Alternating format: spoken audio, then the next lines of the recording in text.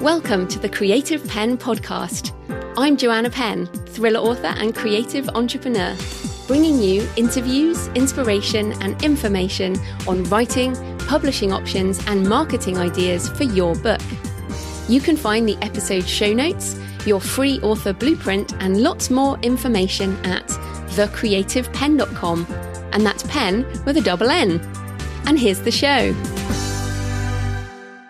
Hello creatives, I'm Joanna Penn and this is episode number 589 of the podcast, and it is Thursday 18th of November 2021 as I record this.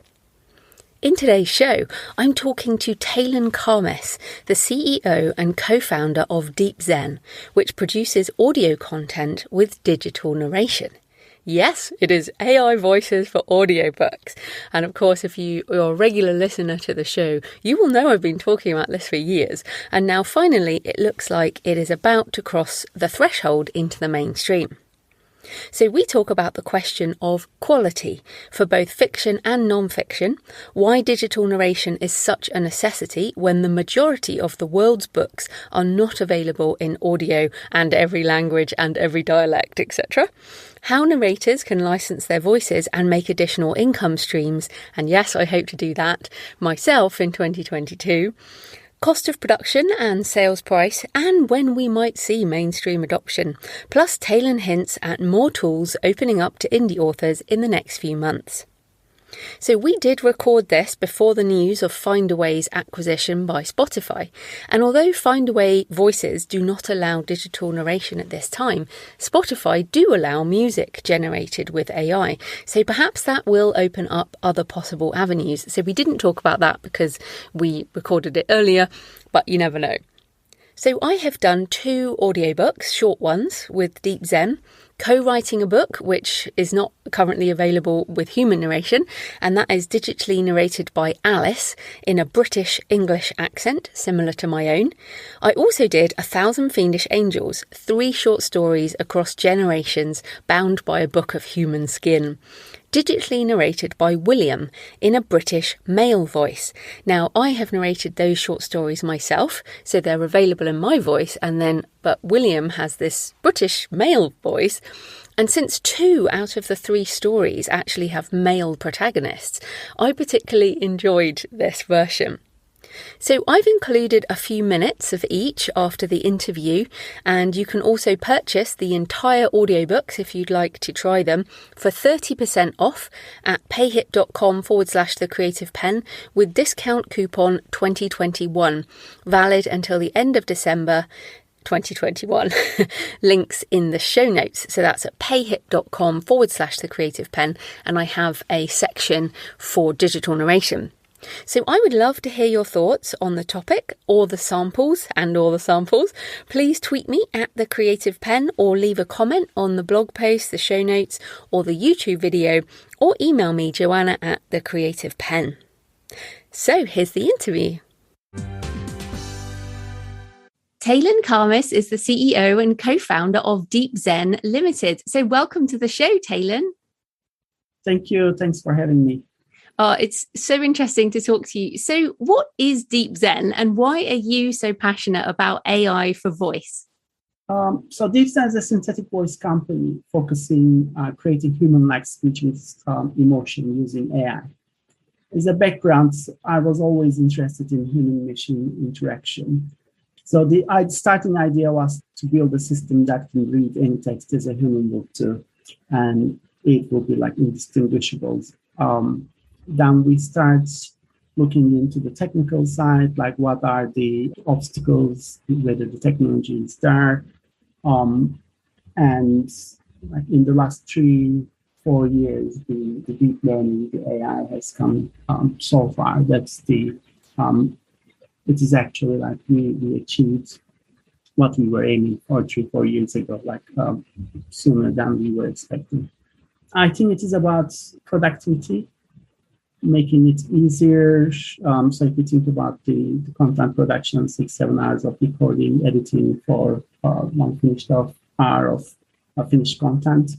So it is historically, I think it's hampered growth on the availability of the audio content, especially in non-English languages.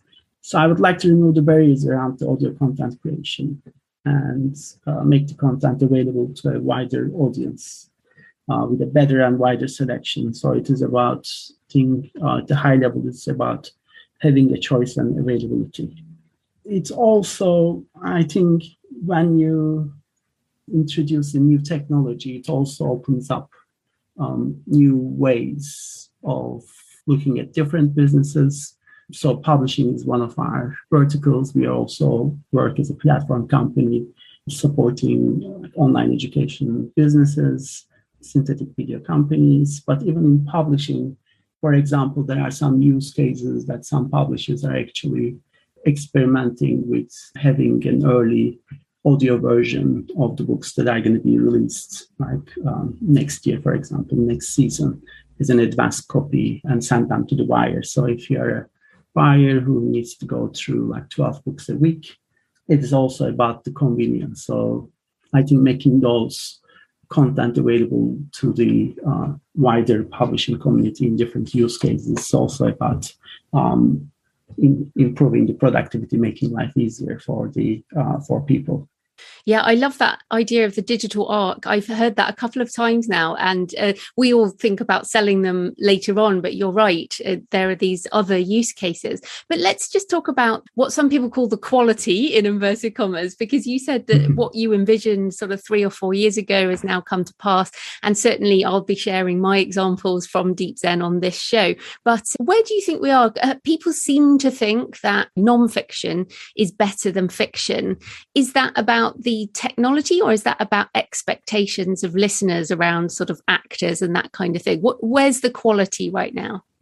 So currently we get great results with nonfiction, with little editing. I think the key, and we are looking we have human inputs in our processes. So you get the first natural language processing and the speech system giving you the first version. So although like we're a voice company, we also build a system that can analyze the context, looking into the characters, identify the genre. So all that information is like also passed to the system. Then we have the human inputs in terms of like the editing.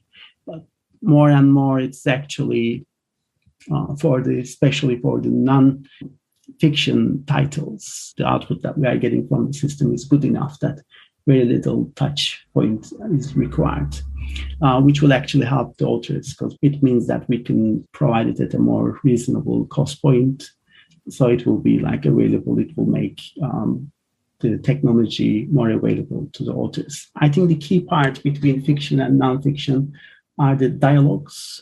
So how is actually the story is told.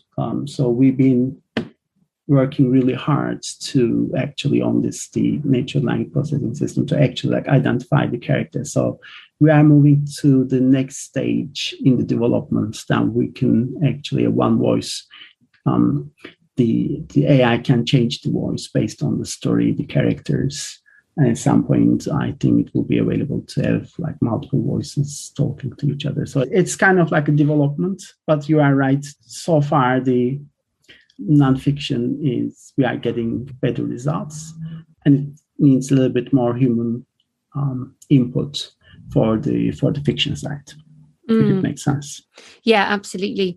And of course, there are fears around this, as there are about a lot of AI things. And one of the biggest is around AI, these synthetic voices taking jobs away from narrators and voice talent. So I know you have an ethical statement on DeepZen, so I'd love you to talk a bit about that. And also, what are your thoughts on this taking jobs thing from humans? I think the human and the AI systems can coexist. So we work with the narrator community and we license voices. So once we actually bring a new voice artist into our platform, for each piece of work that we are actually completing using that artist's voice, we pay back a royalty scheme back to the artist. And we use pseudonym names.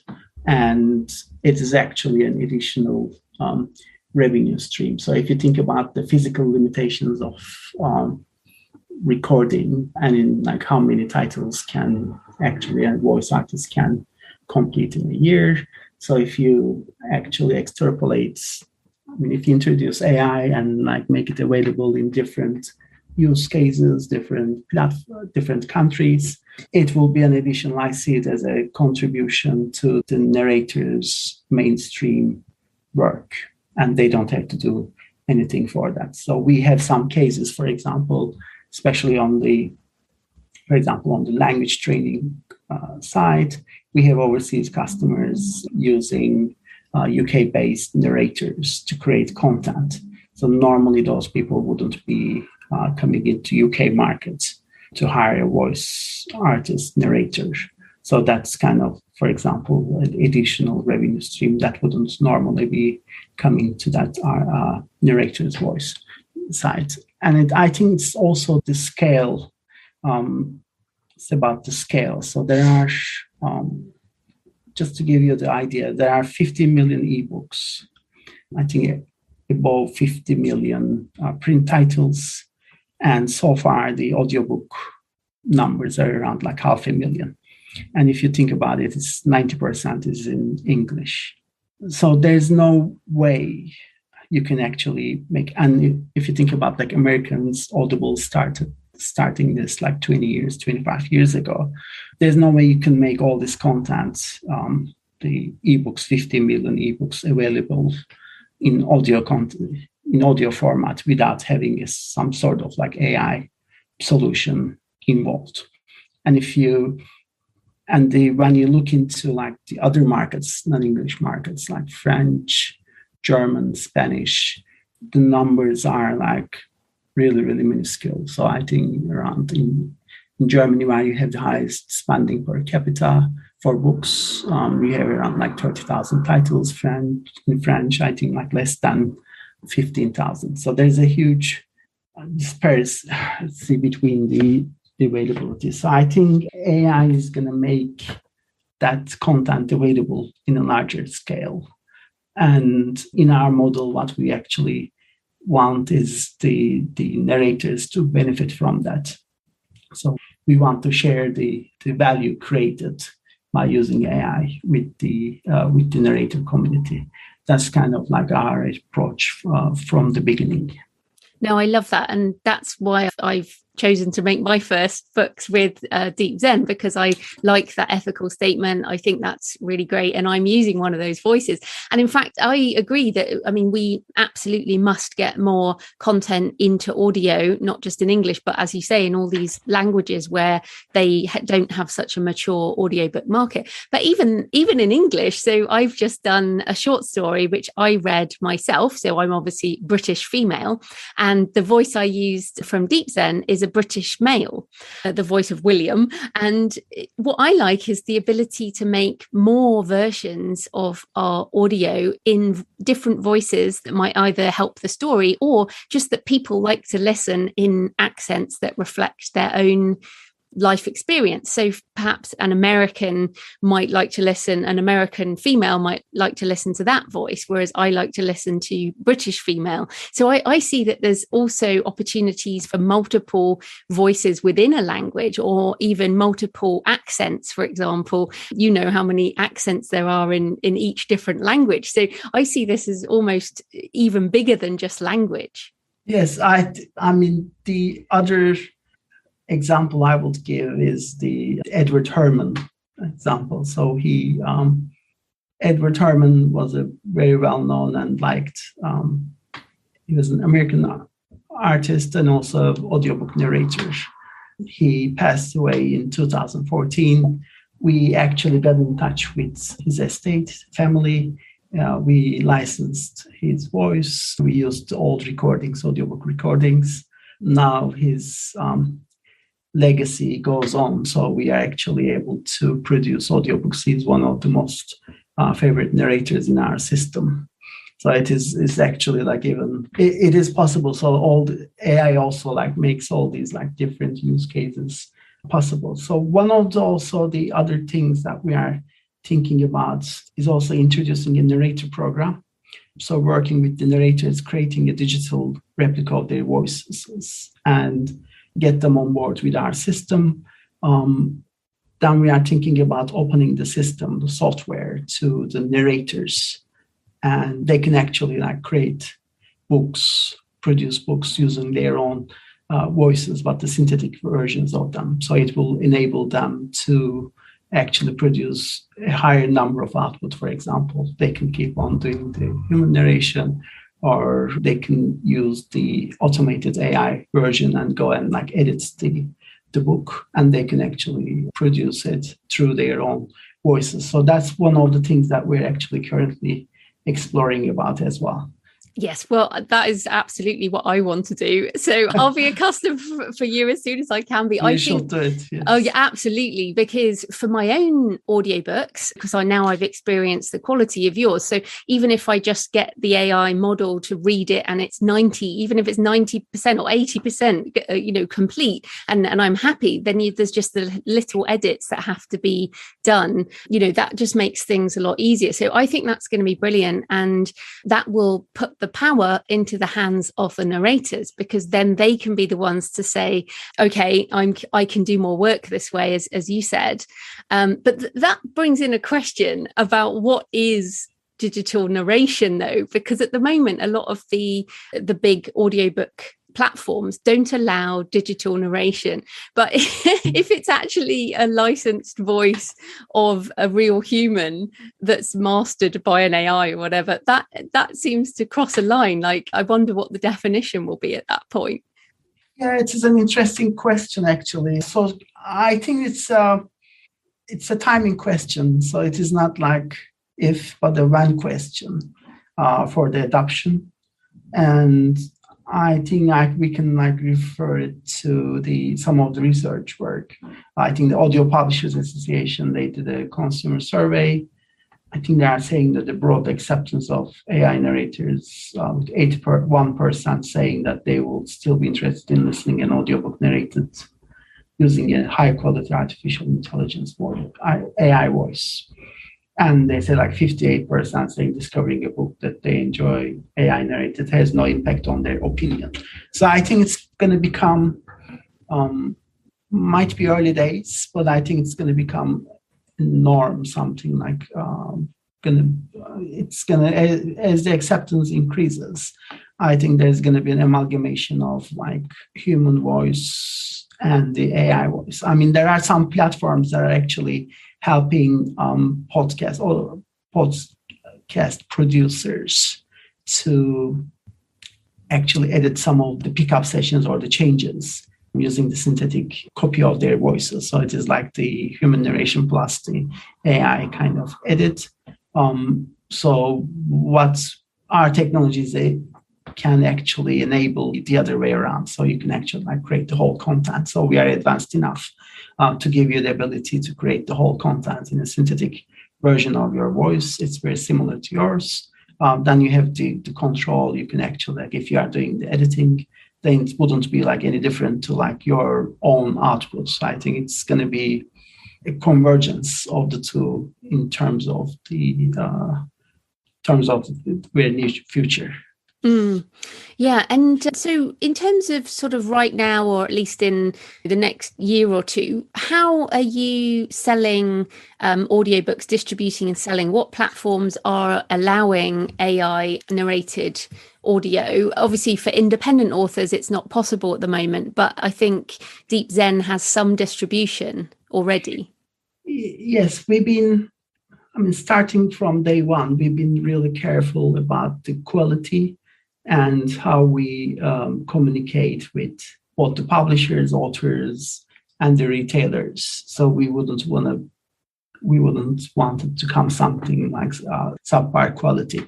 So that enabled us to secure the distribution, right? So we can actually, so the DeepZen, if you are producing the content, we can actually distribute our content to 50 different retailers and streaming services and the libraries through the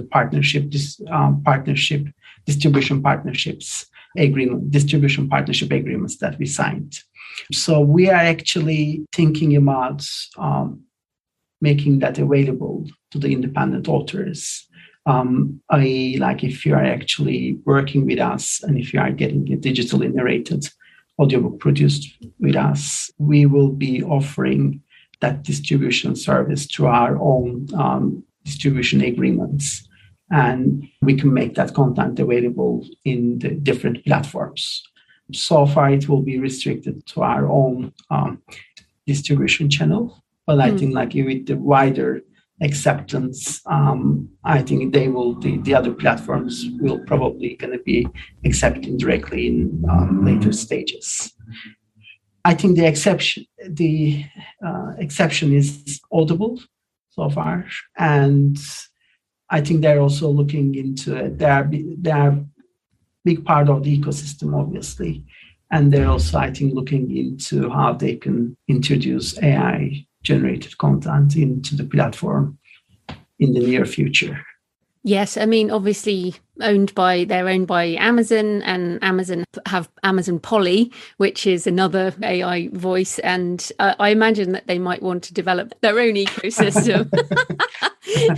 I can't go into too much detail. I mean, there are some works in process, but I'm sure. I think the good thing having Deep Zen available to the authors and the publishers, we are independent. So I think the key thing is if you are going with one of these larger, bigger platforms, that it comes with the conditions attached to it. So you don't have you have to make it exclusive to one platform. You can't do it in the other one. So I think we are platform agnostic, neutral. And that's actually a good thing to give the choice back to the authors and the publishers in terms of where they want to list their content, how they can distribute their content, how they can actually maximize the value that they are going to be driving from their content, their work. So I think I'm playing a really critical role in terms of staying independent and providing that platform, the equally good technical platform to the wider publisher and author community. And Justin, I know you might not be able to answer exactly, but is there a roadmap in terms of timeline for opening up to authors? Because I kind of feel like I've been talking about this for a few years and everyone laughs at me and says, oh, it's years and years away. So how long do you think it will be before this is possible for independent authors? Oh, for us, basically using Deep Zen's technology, you mean? Yes. Yeah. Okay. We actually, it's very soon. So it is actually, we started to make it available. So we built a publisher portal. So if you go to portal.deepzen.io, and you can actually sign up to our portal, give your business details, upload your manuscript, and that service is actually now available. That's the Yes, that's the service I've just used to do 2 audiobooks. But I mean, when would we be able to distribute through DeepZen to you said the 50 retailers, for example? We are aiming to do it before the end of the year. Oh, great. Wow. Okay, that's amazing. Yes, we are working. There's some infrastructure that needs to be put in place in terms of how we are going to be managing it. So there's some development work that's being currently done, but we would like to do it as soon as possible. Well, that would be great. Then in that case, I want to ask about price, because there's a couple of things with price. On the one hand, people think, oh, it should be really, really cheap to do AI voice, where of course, as it's technology and it still has, it's got a lot of value. So even though it might be cheaper than necessarily hiring a famous narrator, it's still got costs.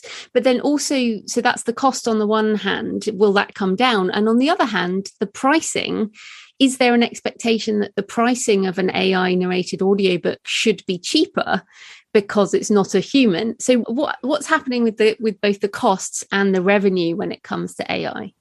So there is in terms of the cost structure on our side, the human input part. So we have two tiers of services. The first one is if you want the quality QC process, if you would like to kind of like give inputs, and if you want us to change and make edits on the book, then it requires a rigorous process with the editors, and it increases the cost on our side. So currently it's around like $100 per finished hour, $100 to $130, that price range.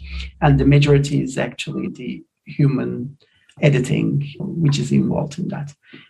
But now we are getting confident to a level that we can actually eliminate some of that process. And especially for the nonfiction, the content is actually good enough to be distributed with minimal human touch. So that we will be enabling the price point to come down to around like $50 per finished hour, $50 to $50 range that we are looking into. But that wouldn't have that service wouldn't have the same QC process, but we will be doing like the lexicon, so the pronunciation is going to be perfect. But small changes, maybe like if you want to pause after certain words, like very detailed editing, that won't be available. You need to rely on the machine's accuracy. And like we are actually like getting very confident that this is actually like with the minimal input, we can get a really high quality output from that, which we will be passing the savings to the customers. In terms of the pricing, whether it should be cheaper, the AI content, not necessarily. I think the value of the content, the intellectual value and how it is produced are a little bit separate things. So you don't necessarily have to pass it. But ultimately, if you think about it, the availability and the choice, I think price was one of the barriers that actually stopped more content being available, right? So it is I think my expectation is like as we pass along these savings, then it will be more feasible to break even and like start making money with a smaller number of copies that are sold, which will actually like help the authors and the publishers to price them more reasonably, so they will be probably like more competitive. So that's kind of like how I'm thinking. I think long term, it will help the price points to come down, while actually keeping the same amount of returns to the publishers. Yeah, I think there's going to be a lot of different options within the next few years, and that will change. But I agree with you. I think the content is one thing. The other thing I'm interested in is I used to think that we were trying to replicate human voice, and obviously we're trying to replicate emotion and that kind of thing, but I think it's important that we are labeling things as digitally narrated, for example, and I'm even putting like labels on the audiobook cover so that they can be easily recognized as digitally narrated, because I feel like that's also to be embraced. There are special things about audio narration as there are special things about human narration, and we don't want to try and fake it in a way. So do you think that we need to encourage this kind of different labeling in order to encourage trust from people, or do you think it doesn't matter because people will just listen whatever?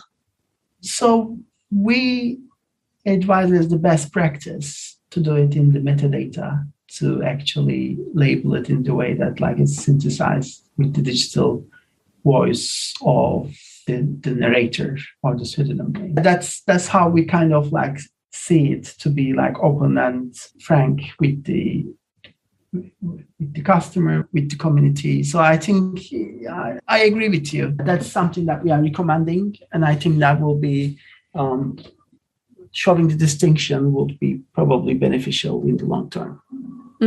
Great.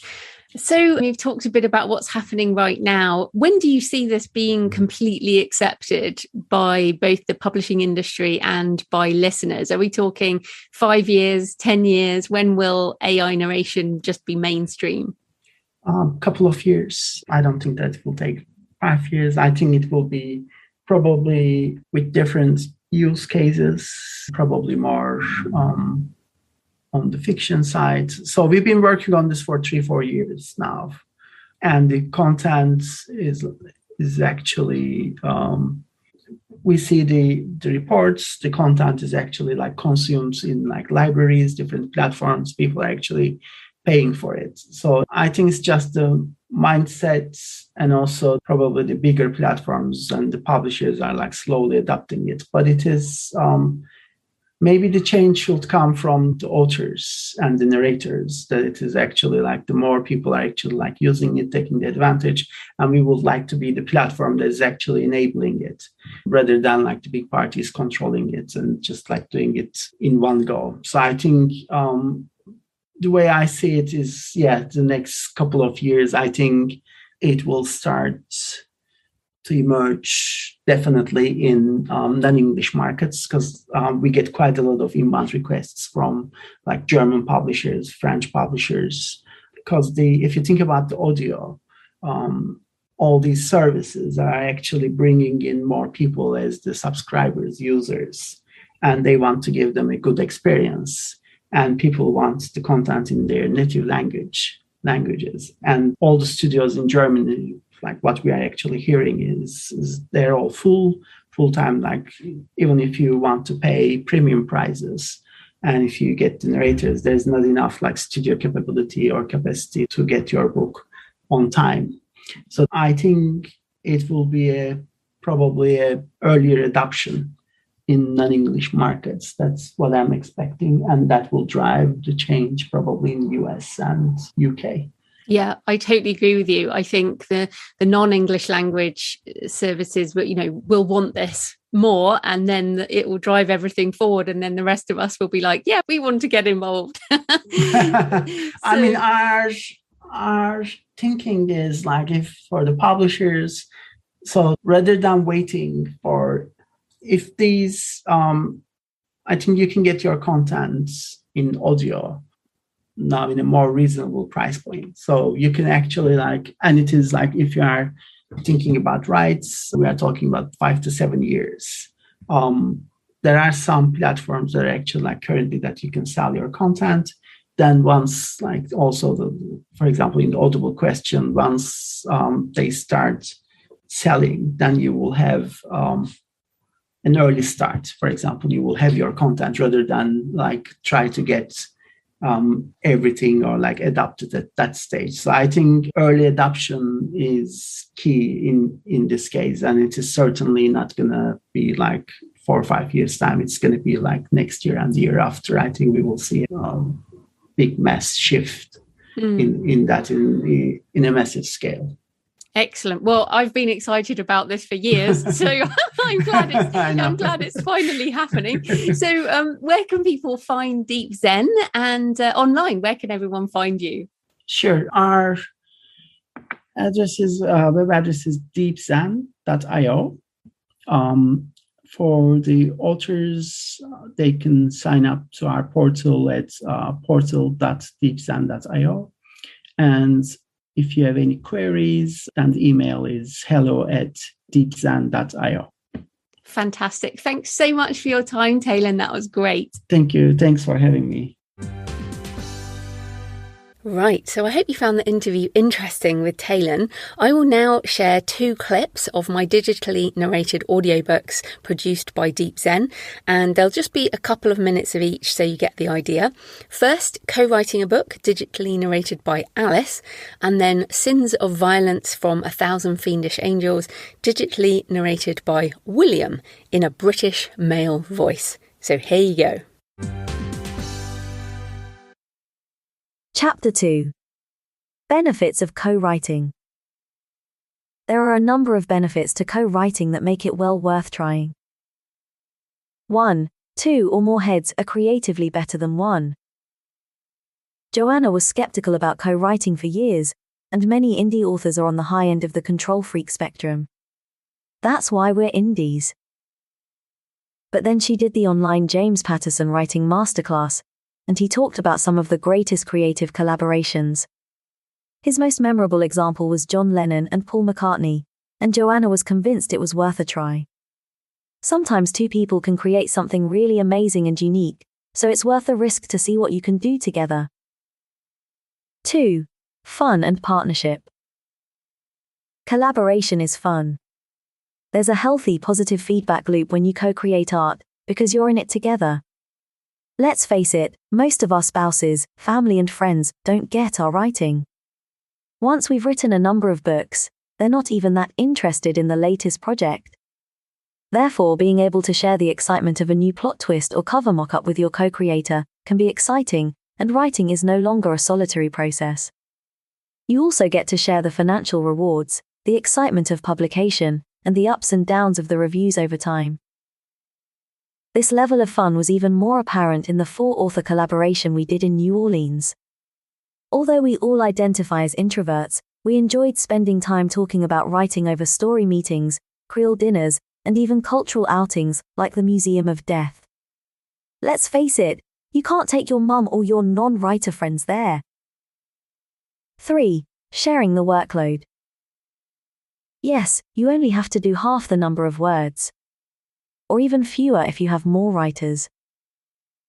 We finished the first draft of Risen Gods in 19 days, which was a first for both of us in terms of speed. It was a rush to see the words piling up every day, and addictive to see how far we could get together. We shared the editing and production aspects, and we made joint decisions about the map for the front of the book and the book cover. Writing and publishing a book as an indie author is hard work, so sharing the load can make it a whole lot easier. For Sacrifice, we finished the first draft in a week between the 4 of us. 4. Accountability. You know those days when you really don't feel like writing? You're tired and grumpy, and your brain is fuzzy. You're busy at work, the family needs your attention, and the last thing you want to do is put fingers to keyboard. If you know that someone will be waiting for your words later that day, you find yourself pushing through, no matter how you feel.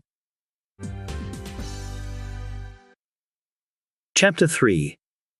Sins of Violence. 30 years later.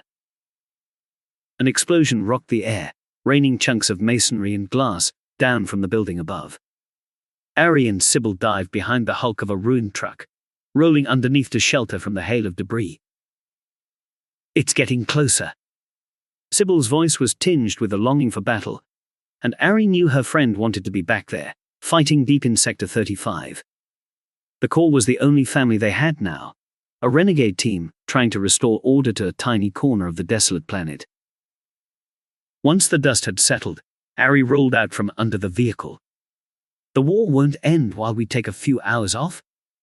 She sprang to her feet, her lithe body as fast as a wildcat. Time off? Sybil laughed as she brushed herself down. I haven't heard that expression since before the contagion. Come on. We need to keep moving. Ari scanned the scene, acutely aware that they were off their patch, deep into untamed territory, but she had to risk running this gauntlet.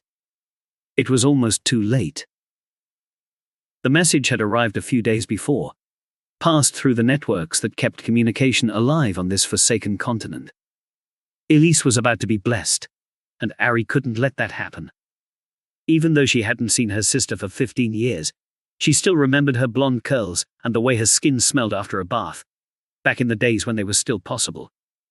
The little girl's innocent giggle stuck most in her mind, the last thing she heard before she was led away for her own blessing. She would not let that same violation happen to Elise. Ari and Sybil darted between the ruined buildings of the empty quarter, eyes drawn to every shadow. The area was only designated empty so that it could be written out of any rescue plan. But ferals lurked here among the untamed, and plague victims eked out a pitiful existence in its shattered world. You've never told me what happened back then, Sybil said. Ari looked ahead, avoiding her gaze. I'll tell you when I come back out again. if I come back out again. It's a long story. Thanks for coming with me." Sybil shook her head, dismissing the gratitude. "Just don't expect me to stop asking for some answers." They walked on, alert for danger.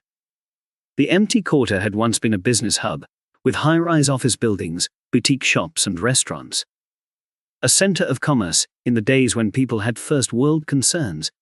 Could they afford private education for their children? Which new car would be most fuel-efficient and safe?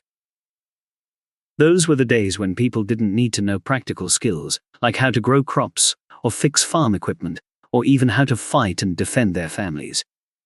The end of that life had come before Ari was born, but she had seen its reflection in her mother's eyes as she stumbled to draw water daily from the public well. Her mother's naivety in the face of disaster had resulted in her own birth, a child of rape in the days when defense of the country became more important than protecting the innocent within its borders.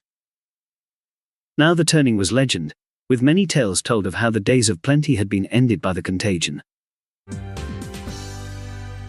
So I hope you found the interview with Taylan interesting, and if you're considering digital narration, it looks like 2022 will see costs come down and opportunities for distribution go up. So exciting times. Now remember, you can also buy the entire digitally narrated audiobooks, or the human ones, if you like, on my PayHip store. Just go to payhip.com/thecreativepen. You can use discount coupon 2021 for 30% off anything in the store. That's all my ebooks and audiobooks, including the digital narration, valid until the end of 2021. I'd also love to hear your thoughts on this topic or the samples, so please tweet me at The Creative Pen, or leave a comment on the blog post or the YouTube video, or email me, joanna@thecreativepen.com. So on Monday, I'm talking to MK Williams about how to stop asking for permission, the mistakes that helped her become more successful as an author, and how to cultivate patience for the long-term author career. So happy writing, and I'll see you next time. Thanks for listening today. I hope you found it helpful. You might also like the backlist episodes and show notes, available at thecreativepen.com/podcast.